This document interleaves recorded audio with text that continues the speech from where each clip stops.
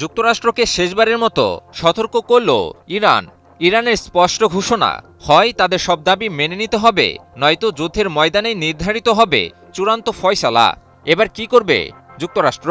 ইরানের এমন স্পষ্ট ঘোষণার পরও কি দেশটিতে পুনরায় সামরিক আগ্রাসনের মতো বিপজ্জনক পথে পা বাড়াবে ওয়াশিংটন?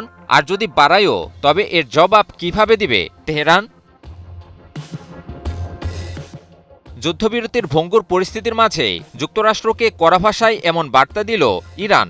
ইরানের দাবি, তেহরানের ন্যায্য ও চূড়ান্ত অধিকার মেনে নিতে হবে, অন্যথায় কূটনৈতিক টেবিলের পাশাপাশি যুদ্ধক্ষেত্রেও বারবার পরাজয়ের মুখোমুখি হতে হবে ওয়াশিংটনকে। নতুন করে এমন হুঁশিয়ারিতে মধ্যপ্রাচ্যের উত্তেজনা আবারও বেড়ে যাওয়ার আশঙ্কা তৈরি হয়েছে।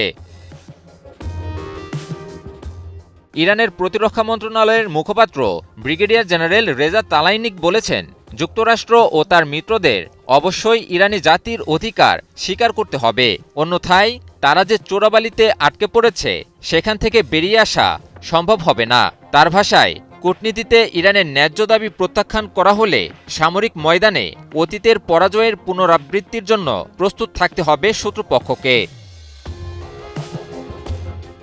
তালাইনিক দাবি করেন, সাম্প্রতিক সংঘাতে ইরান যুদ্ধ ও কূটনীতি দুই ক্ষেত্রেই নিজেদের সক্ষমতার প্রমাণ দিয়েছে।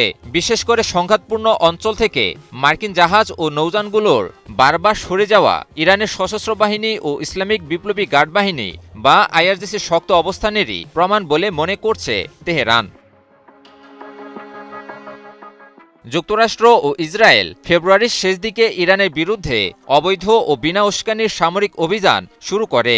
এর জবাবে ইরান শত শত ব্যালিস্টিক, হাইপারসোনিক ক্ষেপণাস্ত্র এবং ড্রোন ব্যবহার করে পাল্টা হামলা চালায়। ইরানের এই হামলায় মধ্যপ্রাচ্যে অবস্থিত মার্কিন ঘাঁটি এবং ইসরায়েলি বিভিন্ন স্থাপনা ধ্বংসস্তূপে পরিণত হয়। পরে পাকিস্তানের মধ্যস্থতায় বর্তমানে একটি যুদ্ধবিরতি কার্যকর থাকলেও উত্তেজনা পুরোপুরি কমেনি।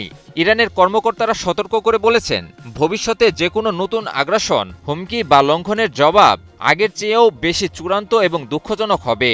অর্থাৎ কূটনীতির পথ খোলা রাখলেও সামরিক প্রস্তুতিতে কোনো ছাড় দিতে রাজি নয় ইরান।